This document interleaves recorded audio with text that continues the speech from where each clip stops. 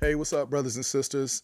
Back again for another episode of the CloudCity Converse Podcast, and I am so excited. I can't even tell you how excited I am. You can kind of see it in my face and really see it in my hat.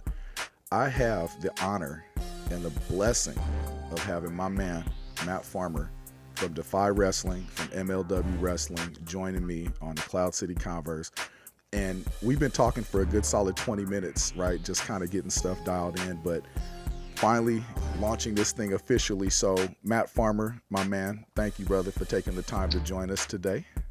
Man, Mark, I'm really happy to be here, honestly. Do a lot of podcasts, but I always appreciate getting a chance to talk to somebody I like so much, like yourself. Oh, that's cool. And think we're gonna have fun, man. Oh yeah, absolutely. We're gonna have fun. Absolutely.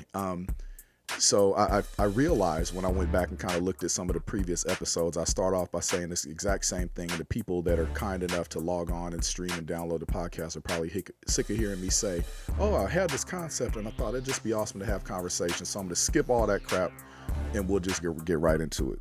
So yeah, let's have a conversation, man. Yeah. I hope we don't even talk about it.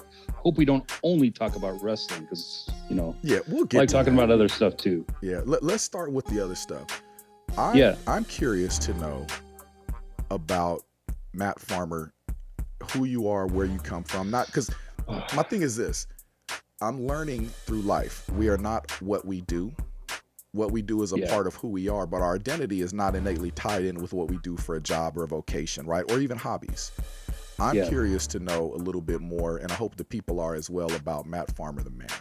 Where you come from, family life, all that fun stuff. Anything you want to share? Yeah, man, yeah, I shared with you earlier, I was born and raised in Tacoma, Washington.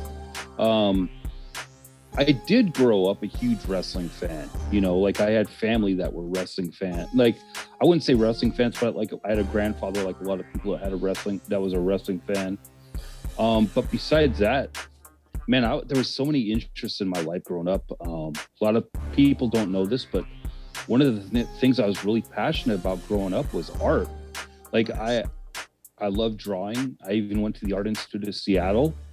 I wanted to be a comic book artist for the longest time, Interesting. I've got old comic books that I drew, and I was always constantly drawing, getting into trouble at school because I was always drawing. Mm-hmm.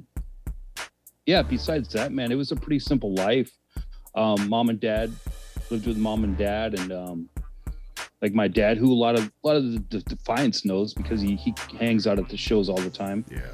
He was big into racing, so I hung a lot around the racetrack. Drove some I even drove race cars before I was even had a driver's license. So wow. Yeah, a little different. Played a lot of sports, mostly contact sports, combat sports. I always loved to wrestle. I was wrestling friends and hurting them. All that stuff. Got an older brother. He used to beat me up all the time. Got an older sister. She didn't beat me up all the time, but for a while she did. But then, you get a little too big for that. But man, just my family life was cool. I didn't have. It was I don't know, man. Maybe I was spoiled. I probably was spoiled. It was a good life. And you know what? Honestly, brother, I don't think there's anything wrong with having that. I call it an enchanted life. It's a little bit more melodramatic. Right. But I was born and raised in Southern California, and we get to high school. We played football at the Rose Bowl. Right. I mean, how cool is that? Right. Cats that play in the pros and the Super Bowl and the annual Rose Bowl game. We got to play it in high school. And every time I go back home, I kind of look when I drive past on the 210, and I kind of look off to the side and I see it, and it wells up this respect and this pride in me. And I always think back on my childhood. I'm one of 10 kids right? Damn. So yeah, I know, right? Pops was no joke. Pops had 10 kids. Mom had 2. But Pops Wow. had 10 kids, right? Yeah, and yeah. all of my siblings and I are very close. And my dad passed away about 5 or 6 years ago. And thank God my mom is still living and we're really close. She's in NorCal. But I always think back to my upbringing and my childhood. And, I have a lot of pictures, and I'm a big sappy cat anyway when it comes to family and life and happiness. And I spend a lot of times looking at those pictures and reflecting back and remembering what a blessed life I've had. And it's kind of changed my perspective going forward. We talked a little bit earlier about, the pandemic and how the pandemic has changed things, and we'll get into that a little bit more too. But it's really changed my view on the value of daily life, right? I mean, I got a 9-to-5 gig, but I try not to stress about it, because the last thing I want to do is like have somebody at my eulogy, my funeral, giving me a eulogy saying, "Oh, he was such a hard worker." If that's what I'm remembered for, I definitely live my life the wrong way. It's crazy, because I heard that quote similar to that so many years ago, and it's something that it's always like intrigued me. I've struggled with it at times, but it's the saying that I work to live, not live to work. In that I work in order to have that living. Sure. But I don't live to work. My whole life and drive isn't focused on working. It's focused on enjoying those times in life. There we go. And even when I was younger, the last few years it's been a struggle, because I found myself to be a little bit more of a homebody. But before that, I was never home. I was always traveling, or I was always going somewhere, or always going out, to the point where it's almost an addiction, where I would go out with friends to a restaurant or a bar, or just go hang out in the theater or something, do something. I always wanted to be doing something. Yeah. And some people would say, well, settle down a little bit or whatever. And I'm like, well, shoot, I just want to make memories, right? Yeah. So that was something that I always kind of struggled with a little bit, because I probably made too many memories growing up, at a certain time in my life. Yeah, but you know what though, brother? I mean, kind of showing grace to ourselves. It's I don't know. I'm torn. I understand what you're saying, 100%. Yeah. Because I've definitely slowed down since my granddaughter's come. I've slowed down a lot. I've eliminated a lot of things out of my life that I would maybe at one point consider to be essential, but now in retrospect, I see them as somewhat ancillary. Yes. I've done a billion things, right? 9 to 5, that's cool. There's not enough hours in the day. So I'm like, I'm going to go be a DJ. Oh, I want to do this. Oh, I want to build a recording studio. All these other things to kind of keep myself going. And at that period in my life, in those chapters, it was perfect for that time. That season's passed. Yeah. Now, I mean, I get up, I work, I hustle, I sell chicken. I watch a lot of wrestling shows, right? Unfortunately not live, but I watch wrestling shows, and I play with my granddaughter, and I hang out with my wife. I date my wife again, right? And I play with my kids, and I mentor, and I do things that really give me a different level of fulfillment other than just grinding, right? Yeah, I hear you. I decided to go back to college about 6 years ago now.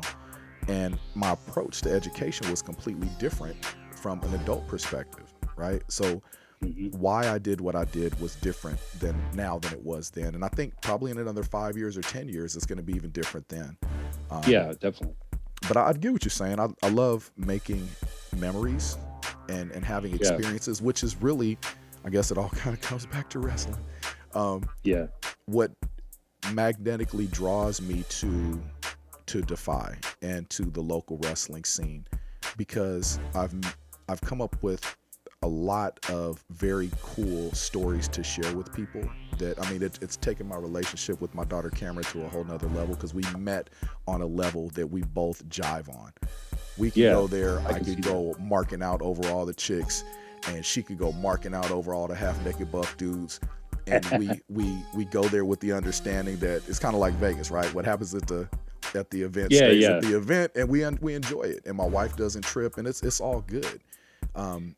What's crazy is I was kind of I gravitated towards you and Cam's energy, because we talked about this a little bit off the air, but it's the fans, they give you that energy, and there's a lot of really positive fans out there. And Defiance, luckily, that's what I see, as I see all that positivity in that room when we have our shows. And I always gravitated towards you and Cam because you guys always had that positive energy.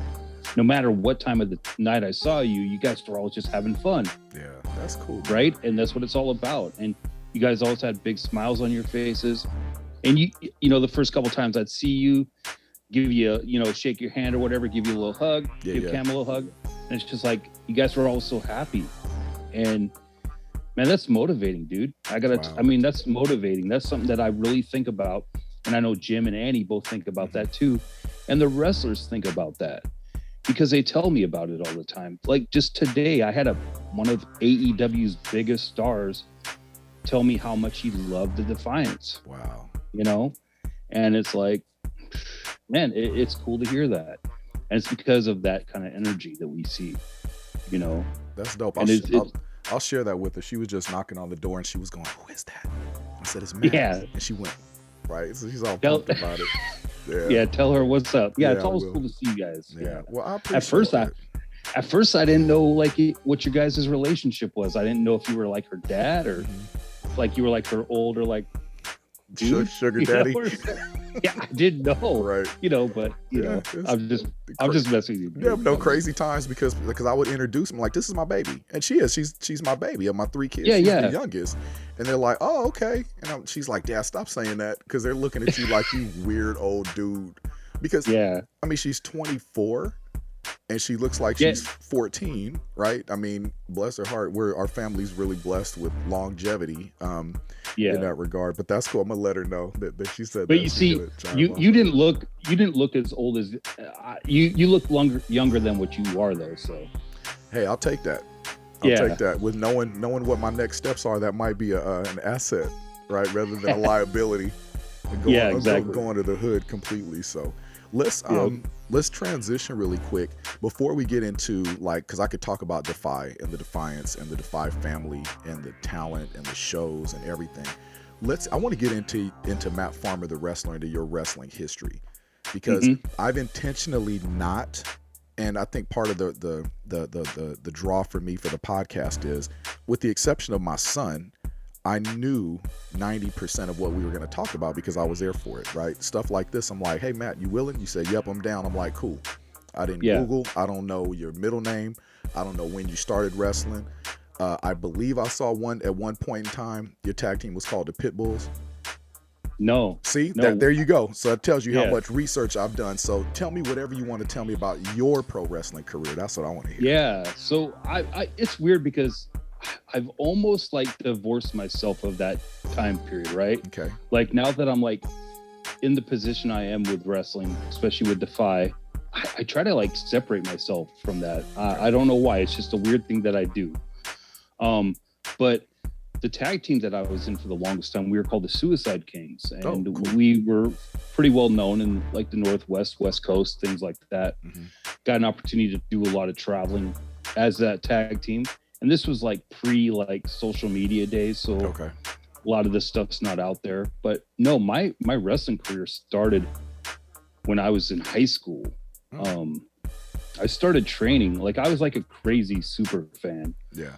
I would go to shows as much as I could. As soon as me and my buddies got driver's license, we were like breaking curfew and shit to go to shows. Nice. You know? I mean, I remember coming home late at night getting in trouble because like I was way past curfew because we decided to drive to Spokane or something like that, you know.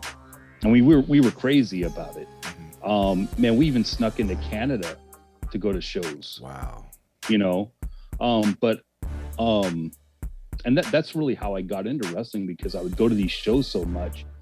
Local wrestlers would see me and we would talk to them all the time. We would talk to wrestlers and we just got to know them. And then we got, and back then there weren't like wrestling schools all over the place, you know? Yeah. There were a few around, but not a lot. And we just convinced the local wrestler to train us. And the training was very minimal. And then one time there was nobody at a show and they called me and they were like, "Hey, we need you." And so, you know, in 1993 is when I started in wrestling. That's when I first started in the business, you know, and I was 18.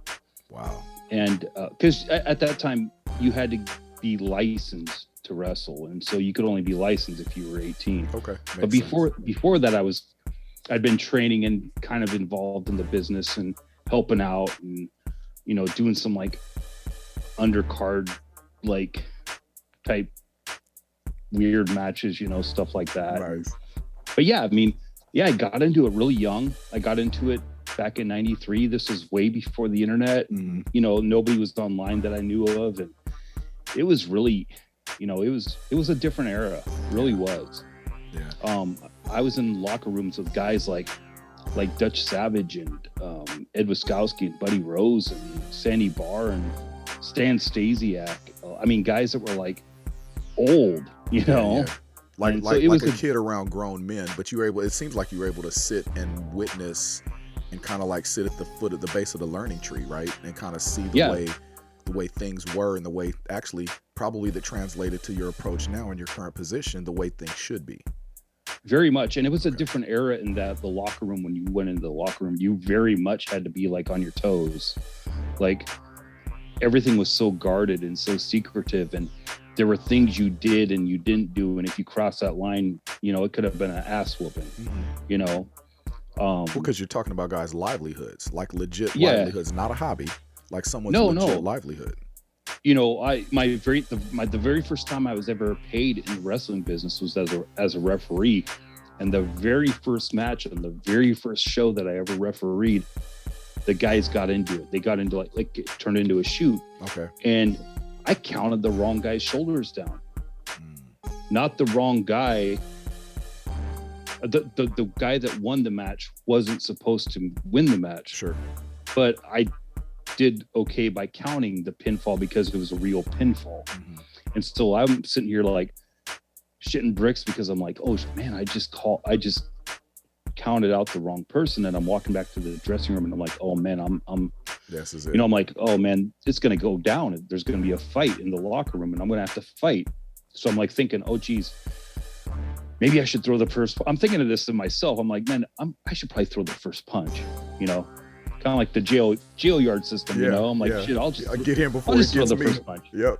Yeah. Oh wow. But anyways, I hit the dressing room, and Moondog Ed Moretti's there and Playboy Buddy Rose is there, and I knew those guys for a while, and they were kind of like mentors to me at that time. Yeah. And they were like, dude, you did what you were supposed to do. And Ed was like, yeah, you called it as a shoot. That's what you're supposed to do. And those guys, as soon as they hit the dressing room, they were fighting, but they were fighting with each other. Okay. And it was on. Wow. So like they were hitting each other, and it was a crazy night. And I'm like, this is the world I'm entering into. And that's how it was. It was it was a lot different actually back then. And that was 93, 94? 93, yeah. 93, wow. Yeah, and, some of my first bookers, guys that I worked for, were guys like Billy Jack Haynes and Matt Bourne. And these guys were like super energetic, very tough guys. Like they were ready to like fight. Yeah, like real fighters, not gymnasts or they're like legit barroom brawlers, like you would see in old smoke-filled rooms and stuff. Yeah, and as a kid in high school, I was a bigger kid in high school. I was a strong kid. I was a really good amateur wrestler, and thought I was tough. But these guys were like grown adults, right? Yeah, grown man strength and teenage strength is a big difference. Yeah, and these guys were all jacked up and have been juicing for years. They're big dudes, and I'm like, it was a different life, than it is now. When you as a rookie, you went in and you didn't talk to anybody. It was completely different than today. You didn't even talk about your matches. When you go up to a veteran and when you were getting ready to wrestle them, they didn't tell you anything. Like maybe they'll give you like one thing to do, and then the rest is all in the ring. So it was a different life, but it was also something. If it was the way wrestling is today, I don't know if I would have been as big a fan, because I got into it because I thought it, like, what intrigued me about wrestling and growing up as a kid was I thought these guys were tough and that they were fighting, kind of like a lot of people from my generation. Sure. They knew that it was on the level necessarily, but they were intrigued because they wanted to see guys fight, And it's interesting. It's because you had mentioned before being a competitive and a contact sport athlete, right? Yeah. And I think, and for me, it was football and it was track. And unfortunately, I'm kind of remiss to say now in Southern California, at least not at my high school, there was no wrestling. So I didn't even know wrestling, like amateur wrestling, was a big thing until I moved to the Pacific Northwest in 2001, right? And I was coaching football at a local high school here in Evergreen, and you're in the school and you start seeing, where are all these big kids going? Why aren't they going that way instead of coming to the football field? Well, they were going to wrestle, and it's a major thing. So I definitely missed out on that, and I could definitely see the opportunity to gravitate towards the pro wrestling business if you have that type of a contact. The way Kelly put it, like that crave for contact mentality, right? Yeah. Some people are contact athletes, and some people are just solo athletes, right? Yeah. Well, I only started liking amateur wrestling because I thought that's what you had to do to get into pro wrestling. Like when I was a kid, like some of my first memories as a kid is watching pro wrestling. So I just thought in my head that was one of the things that you had to do to be a wrestler. It's like, that's Well, it's like that was just I thought the progression was. So. If you want to play in the NFL, right? You play high school ball, you play college ball, D1 if you're lucky, right? I mean, it could be D anything if you're not. If you're Jerry Rice or Walter Payton or Terrell Owens, but that it is the progression. That's what one would think. So it does make sense. That line of thought does make sense.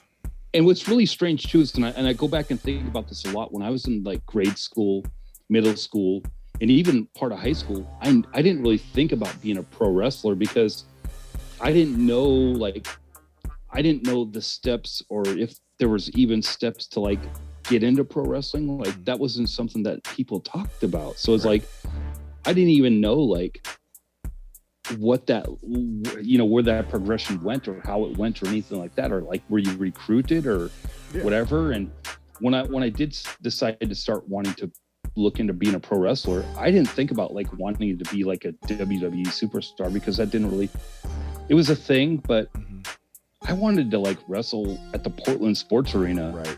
I wanted to wrestle like Jimmy Snuka and Playboy Buddy Rose and Roddy Piper and the guys that I grew up watching, like the Bushwhackers. And, and a lot of those guys I did end up wrestling, which was great. But that was what my dream was when I was a kid, was that to be in the ring with those guys, not like to be like a TV star or anything like that. Yeah, and to me, what I hear is a genuine desire for the art form versus for the entertainment aspect of it, which I don't see anything wrong with either one. No, right? I don't either. But like in my generation, I didn't even think about it as an art form. That wasn't discussed. Like when you were training to be a wrestler, the art form or psychology or anything, that stuff wasn't discussed until you were in the business. It was weird because when you broke into wrestling in that generation, you didn't learn all these spots and stuff like that. You learned how to fall. You learned how to protect yourself. You learned how to maybe hit the ropes. Yeah. You learned how to lock up and trade holds, but you were never guided into having a match. You learned the progression then was you broke in, they tried to break you. Yep. They tried to break you. You broke in, they taught you just enough to survive, and then you learned on the road. Interesting. So you would be in the car driving a veteran, or you'd be in the back seat popping open beers for them in the back, and they were giving you little nuggets of information. Wow. And then you had to decipher that information and try to figure it out on your own. Like nobody would sit you down and say, okay, this is what you need to do. Like I didn't even like learn how to run the ropes properly until I was about a year into the business. Well, let me ask you on that point, because that's a really interesting perspective, really, and I'm jazzed about the way the conversation is going. Would you say then, from the way you were brought up in the business and the way you learned, and obviously we're talking about two completely different time periods, right, generationally. Yeah. Would you say that the wrestlers today are soft in comparison? I mean, and I'm not No. asking you to generalize. I'm just saying, because it is two different time frames. Because what I'm hearing is you kind of get grizzled through the toughness of the process, right? And you're not hand-fed anything. And by no means am I saying it in a disparaging context, because again, it's a different time, it's a different generation, and obviously, you know, it's a completely different chapter, same book, but completely different chapter. And I'm just curious to know your thought on, because you've had the opportunity to work in the ring, to work with these legends and veterans, and to see a lot of younger folks come up. How would you compare? I wouldn't say they're softer. I think there's a difference in a learning curve. Today, and I believe this with other sports too, if you want to get into other professional sports, I think the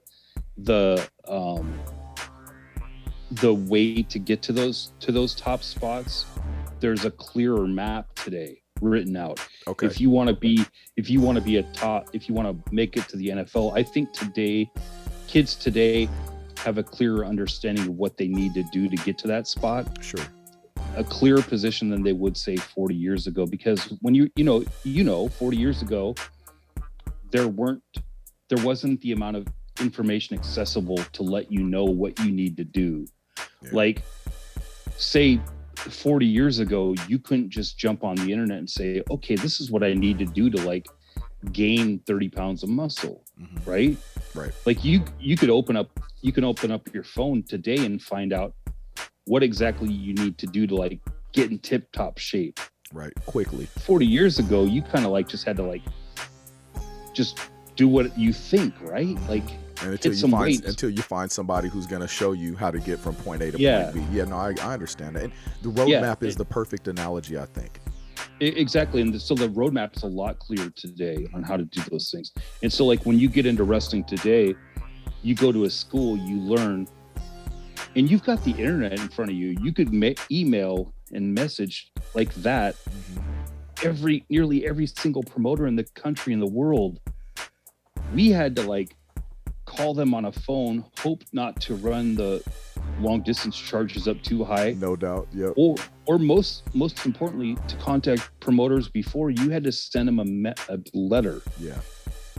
You know, one of thousands, I would imagine. It what's so funny is Michelle Starr, and he tweeted this out a month ago or so. Michelle Starr was a legendary promoter up in Canada, long-term wrestler, and one of my mentors early on.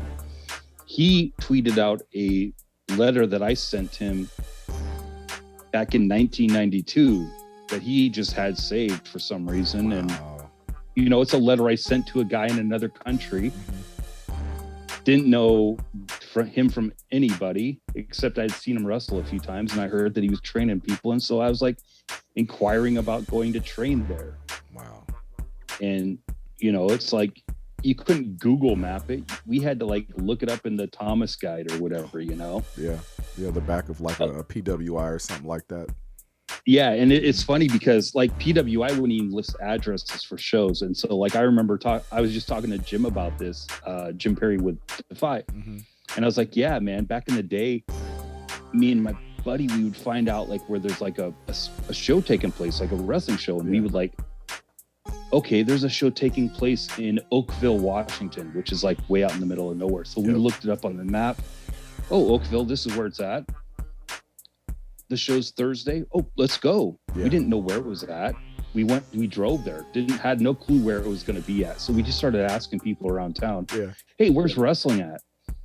And so we found it, you know, and there was 50 people there. There was 6 matches, you know, and it was just like, that's what we did. Man, you know, it's a different world. Yeah, and it's such a genuine perspective on the business, on the fandom, and on the draw, because there's something about pro wrestling at any level, I think, that entices people generationally, right? We talked earlier about family and stuff, being raised by my dad. My dad didn't watch it because my dad was 40 when I was born. But I had an older brother, and my older brother was 18 when I was born, right? So I'm number 4 out of 10, but I'm the second boy. So no, crazy. But my older brother, we used to watch. He got me into watching wrestling shows. I think it was probably Saturday Night Main Event or something like that back in the 80s, Yeah. right? And I used to go over to my girlfriend's house at the time when we stayed a block away, which was terrible for a freshman in high school. Have a girlfriend that close.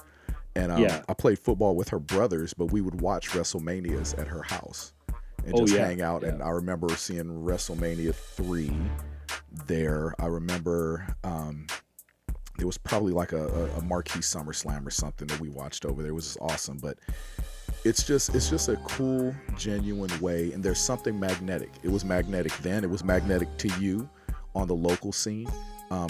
We had the Olympic Coliseum in LA. Yeah. I remember we saw, I think my great uncle, as a matter of fact, my great uncle, Uncle Sonny, my grandmother's brother. So he's my great uncle. He was one of Muhammad Ali's trainers. And he took myself and my oldest brother down there, and we got to see Sugar Ray Leonard spar. And then the next night was a wrestling show. But I didn't get to go back, but I just remember it vaguely because I was like, you know, you got the internet now, you can kind of go back, oh, it was like 1982. I had to be, 7 years old and kind of try to map it out. But it's so cool. There's something that's always being magnetic about pro wrestling. And I think that's awesome. You know what's crazy is when I was growing up, I would go to spot shows. And for people listening that don't know what a spot show is a show that's called a live event now, but a spot show is just a non-televised event in a territory that would take place occasionally. It wasn't like part of the regular schedule, but I'd go to spot shows and then I'd go to like regular shows that were once a month in Tacoma for the Don Owen promotion in Portland. And I'd go to these shows. It was at the Bicentennial Pavilion, which is a decent sized building. And there would be, every month there'd be a couple thousand people there. Wow. And that was every show that you'd go to. You'd go to like a high school gym and see a spot show, and there's 1,000 people there or more.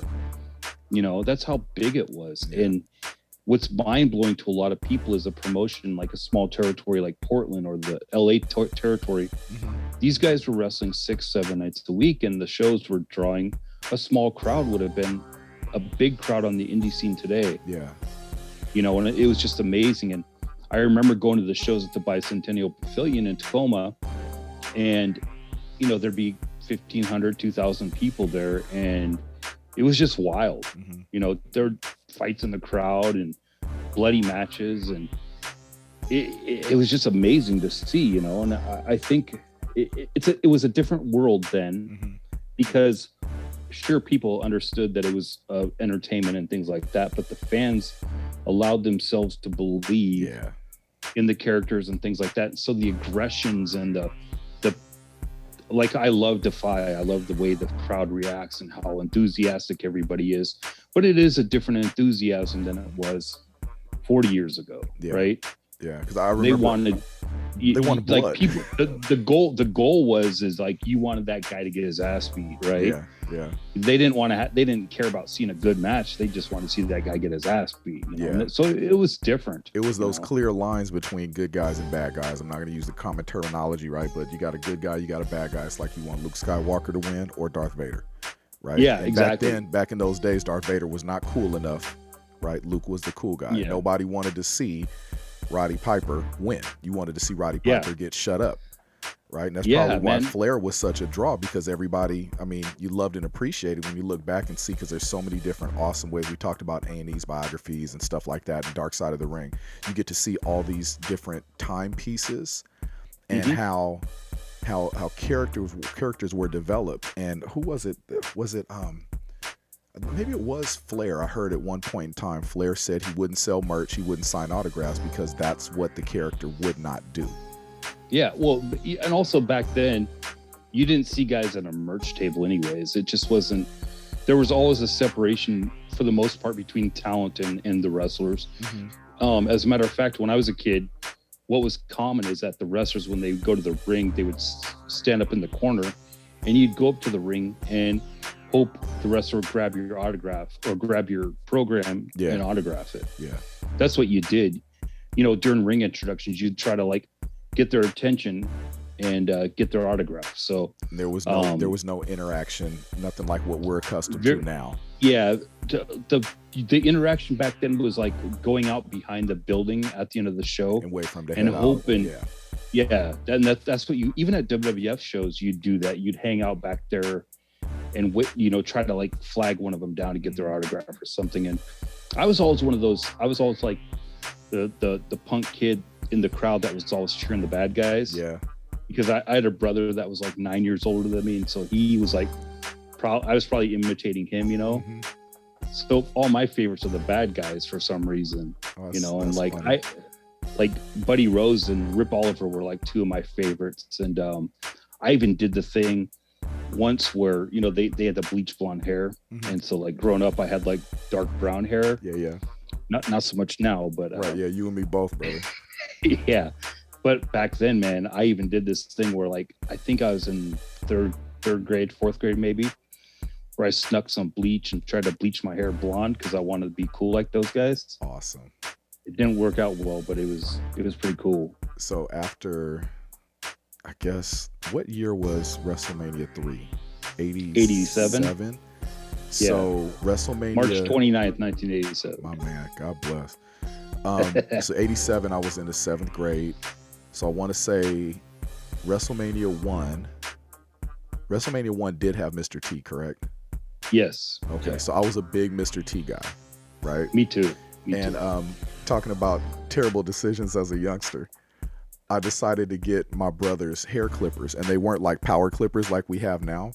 They were literally tongs, and they had teeth that would cut like this, and I ripped a patch out of my head trying to cut myself a mohawk. And my grandmother, bless her heart, was like, well, guess who gets to go to school looking like that? You want to be Mr. T. And it's just awesome, man. Being a kid is just fun stuff. It was, man. Remember, so I didn't do the mohawk thing at that time period. But what I did do, which is even probably worse, is that, remember Mr. T used to wear those earrings, the feather earrings? Yes. Man, remember back in the day, it was cool, like, get like one earring. Uh-huh. And it was a roach clip. Keep it 100. Yeah, keep it honest, it was a roach clip. But man, I didn't know it was a roach clip. I thought it was like real. Yeah. So like a couple of me and my buddies, we did the gimmick where we did the old real needle through the ear. 3rd grade again. Just jeez. We got some feather earrings at the swap meet. Yep. We were like, this is gonna look so cool tomorrow. And it probably did. It was just it didn't last that long because you get home and your mom's like, your ear's infected. What the hell did you do to yourself? Yeah, but man, awesome. I was a huge fan of Mr. T too. Oh man, so cool. It was amazing to me to see Mr. T like in the ring with Roddy Piper, because I was a big fan of Piper's, even though he was a good guy for the most part out here in the Northwest. Mm-hmm. Man, I was like, Piper's good. I thought Mr. T was like the toughest guy in the world. Oh yeah, absolutely. But then I saw him in the ring with Piper. And I was like, man, he's smaller than Piper. Yeah. And when you're a kid, you're kind of like, if they're smaller, they're probably not as tough. Yeah, not as tough. I know, man. It's like perception is reality, right? Yeah. Oh man, such good stuff. We're coming up on it's been almost 37 minutes already. That's actually a taped conversation. This is dope. We can do this for hours. And thank you again for taking the time and being willing. This is really cool. It's funny because I haven't talked to you directly since the last Defy show. We've been chit-chatting back and forth on some social issues, which is really cool. I mean, just to have that level of connection over the last year, because there's so much crazy stuff that's going on over the year outside of the pandemic. But yeah, definitely. Speaking of the shows, because I do want to, at a certain point, just because now in my new job capacity, I could be in Seattle at any point in time. I'm actually coming up on Tuesday, but maybe we can get together, time permitting, and spend some time just chopping it up again, off the record again, because I think this is just an awesome conversation. I love having great conversations with great people. But for time's sake, let's talk a little bit, if you're cool with it. I want to talk about Defy and how how Defy came to be and how you became part of it. And then I want to finish up with like current goings on, not as far as, anticipated relaunches and stuff, but like you work with MLW and stuff like that, whatever you want to get into. Well, yeah, like with MLW, I haven't worked with them for a while just because of restrictions and things like that. So sure, I haven't really done much with them. Although, there's a good relationship there, but it's just one of those things where my full desire to be in wrestling right now is Defy. And even even a few years ago when we were entering into the pandemic, I've always done work for other wrestling promotions. Okay. Even before Defy existed, there were times I worked for WWE, and there were times I did freelance work for them. Howard Finkel, for instance, passed away a few years ago. Right. I worked with Howard for years on different projects with WWE. So, wow. And there's times where they'll still hit me up once in a while and ask me to do certain things for them or whatever. And it's something that I always try to mitigate because I want to put all my focus on Defy. Right. And so that's like my number one goal. Even when I've done some stuff with New Japan or Ring of Honor or whatever, it always like centers around what I want to do with Defy. Awesome. Defy is Jim's baby. Right. So like he's the guy that came up with the full concept. He was the guy that willed it into existence. Before he finished working on the first show and things like that, we got in contact and we just had a couple lunches together and things like that. And man, we saw a lot of our ideas for wrestling were like spot on. Wow. And at the time, I'll be honest, and this is something I even told Jim, I was kind of frustrated with wrestling. I was like, not sure if I wanted to continue on with it. There was like an independent boom getting ready to start. And I was kind of cool. I thought that was pretty cool. But for the big leagues, the major promotions, there wasn't a lot that was motivating me. Okay. That was around the time when TNA was still TNA, right? The Dixie years, I guess. And speaking of the boom, probably around the time when NXT was getting popular and maybe Lucha Underground was starting to launch. Yeah, they were all around, but still, even then, like I have, even at that point, I'd been in it around, 20, 25 years or so, and I'd seen a lot. And as a fan, I'd seen a lot because I'm also something of a historian. So it's always something that I've seen the whole picture of wrestling. Like I've been a fan of wrestling globally for decades, right? Yeah. So I've seen a lot of great stuff, and it was just something that I wasn't relating to as much. Okay. And so I was kind of like, I was burnt out. I was burnt out of it. I had a lot of cool ideas that I thought would be needed, but it was something that I was like, kind of like drifting away from. Okay. And then I sat down with Jim, and I started, at that time, I had started getting back a little bit into wrestling. I'd booked some shows. I'd worked on some cool projects with some cool people. So like my juices, my imagination and stuff were flowing again. And so like when we sat down with Jim, his idea, his vision was the same as my vision, because I thought that there was like a big, there was like a hole missing especially in the Northwest. Yeah, there was a big void, especially in the Northwest, because the shows that were taking place, they were low budget, half trained guys, it was just JoJo, right? Yep. And so like his vision, it really struck me, and we had a lot of the same mindsets. It was like almost finishing each other's sentence type deal, right? That's awesome. And and so like the first show, we worked together on the first show, and it was like, man, this is different. This is amazing. This is cool. Yeah. I got that special feeling, and as time grew, because originally, I was coming in to help out creatively, but also to handle the wrestlers for Jim. Okay. Right. So as time went on, like my responsibilities grew, our relationship grew, and now it's like within 3 or 4 months, man, we were just clicking. Excellent. And it was cool. And so like Jim's become like a brother to me, Annie too. Annie got involved a few years later, but since that time, man, it's been really cool. Yeah, really cool. And it's so awesome from a fan's perspective to be able to see, because we show up, I mean, I can only speak for myself, right? Or even maybe for Cam, but as a fan, I show up not when I first hit my first show, which was Defy. It was Swerve Aries 2 was my first show in Portland. Okay. And then the second show, for goodness sakes, man, was Defiance United, and my head exploded. Like I saw Melissa Santos in the ring, and I'm like, wait a minute, what the hell is going on? right? And then that's Yeah. before even Walter and cats like that literally hit the ring. So I'm like, okay, Yeah. I'm seeing something that's special here, something that's different.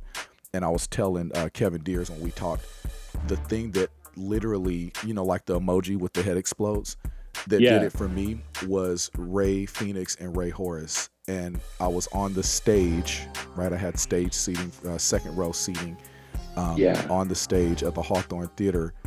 And I saw some of the moves that they did. And number one, I couldn't believe I was so close, right? And I'm just saying that to say what you guys have built and constructed is something that is visionary, in my opinion, and revolutionary. Because I've been to WWE shows, I've been to ROH shows, been to AEW shows. Really cool, awesome stuff to see. But there's something about having the level of intimacy and the contact. I mean, slapping a high five when a wrestler goes by never gets old. Yeah. Never gets old. And it's a different level, and having the VIP opportunities. But you guys facilitate an environment that is inviting and welcoming and seems to be appreciative, right? Very much like the fans pay money to be there. The wrestlers put on a show, and like we talked about earlier, literally put their lives in each other's hands. You guys I can only imagine the amount of thought process that goes into planning an event, the execution of the event, what goes right, what goes wrong. Well, I mean, we had, what was it? I think it was the Onslaught show, was the Snow show, or maybe it was the one after that, or I think it was, it wasn't Onslaught, I think it was the other one. It was Slamtown. Well, I think, right? Was it Slamtown, the Snow show? Yeah, the one in Portland, the Snow show, where like, I think, wasn't it MJF and Artie? Yes. Yeah, and they threw toilet paper at him. and Aubrey had to kick his hand off the rope. But that was that weird show where it was Hammerstone and Shaft the first time. That's right. And everything got weird, right? And you go, is this like legit weird, or is this? And I even asked Shaft afterwards, like during the intermission, I was like, dude, is that like?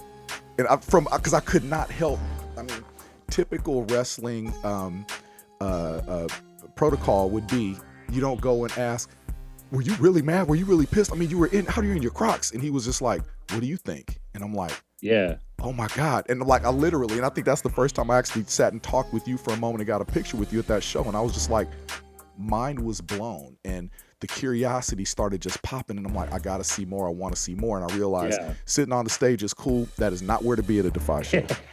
Sitting in the front damn row is it. Sitting in the second row, no, never again. I'm spoiled. And not getting VIP, no. That front row could be a little dangerous, though. It could be a little dangerous. Matt, let me tell you about the front row and your friend Cameron in the other room. So we were at the Onslaught show, and I was sitting there, and I was marking out for Rebel Kill because I got to see her before she left to go to Japan and started following her career. And my wife already knows I'm a sucker for the ladies. It is what it is. Ask poor Danica, she knows. And Kel makes her entrance, the music hits, and I completely mark out. And I'm starting to realize that spending the time watching a wrestling show like this, for me, is not the way to watch a wrestling show. No. Right? Just be there, present, experience it, love it. And you guys are recording. We can go back and see it anyway, right? Yeah. But props to those dudes that record those gifts, though. Those are dope. They are pretty awesome, right? It kind of keeps it going. But I remember Kelly's music hit, and she's making her way out, and I'm losing it. And Rhea's doing a perfect heel job, and she's like just growling and everything, and Drexel's in the ring, and Cleaver, and I'm like, oh, this is gonna be bananas. And the craziest thing, right? So she's making her way around the ring.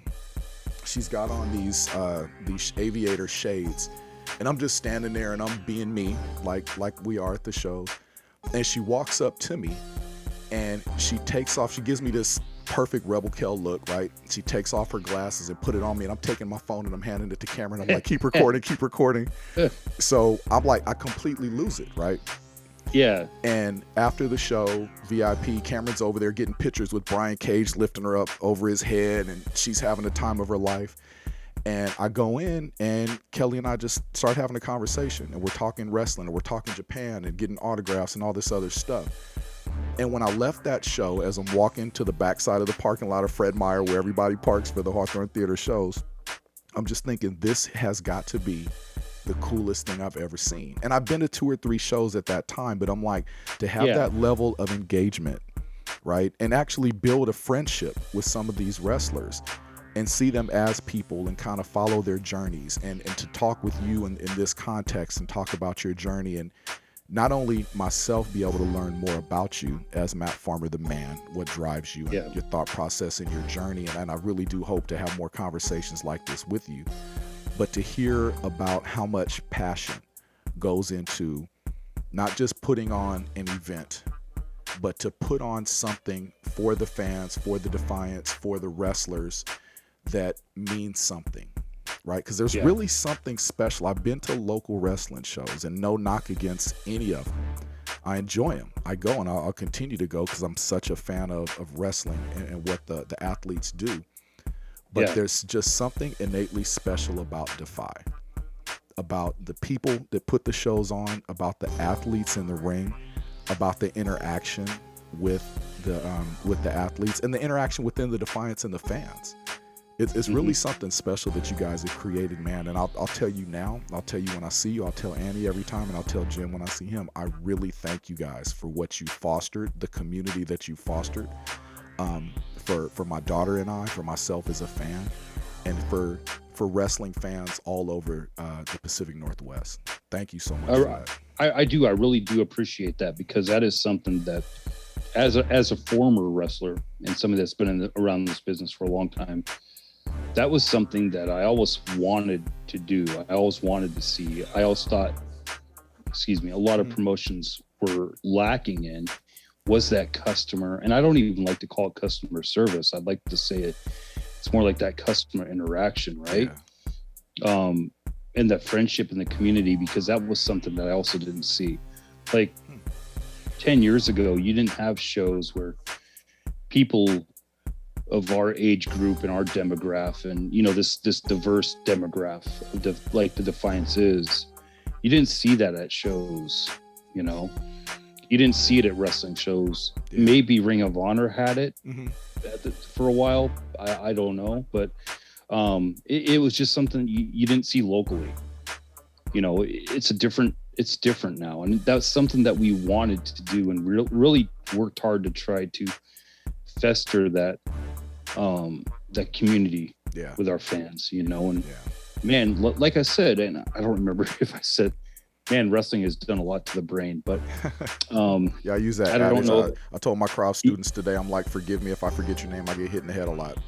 Yeah, exactly. It's like, it's like it really does motivate us and it really does, man, make us happy when we see fans and friends, that are having so much fun. Like when I'm at the shows at Washington Hall or Hawthorne or wherever, and I look out that curtain, I see these fans like jumping up and down and reacting all crazy and having the time of their life. Yeah, that does it for me, dude. Because, off camera, I know we were talking about this, but a lot of that stuff in the ring is something that's been in my head and on piece of paper months in advance. It's like, as I talked about wanting to be an artist growing up, and a lot of those things that are in the ring, a lot of the things are the rest, it's the wrestlers. They get all the props, right? Yeah, sure. They're the ones doing it. But a lot of the visions that we see in the ring are things that were in my head months ago. Wow.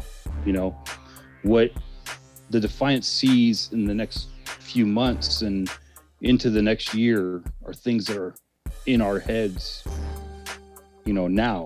Wow. Right? I could only imagine what's bouncing in that head after a year of being away. What's crazy is, like, you were talking about Aries and Shane, Strickland, or on that card, was it Ray versus Horace or Phoenix versus Horace? Phoenix versus Horace. Same show? Yep, same show. Yeah. I completely forgot about that match, but geez, what an amazing match, right? And it was the first match, if I'm not mistaken. It was the first match. No, I know it was that would have been probably the, if I remember right, the main event right before the intermission. It's such a blur. All I know is my body was on complete overload because I was like, what am I seeing right now? This is unbelievable. I'm like, this cat is actually going to dive out of the ring and there's no room over there? Yeah, I remember seeing Phoenix do that spin kick that he does in the corner. Yep. And it was like, holy shit, he knocked his head off. But Amazing. man, some of those matches on that card were matches that I had we had talked about months earlier. Wow.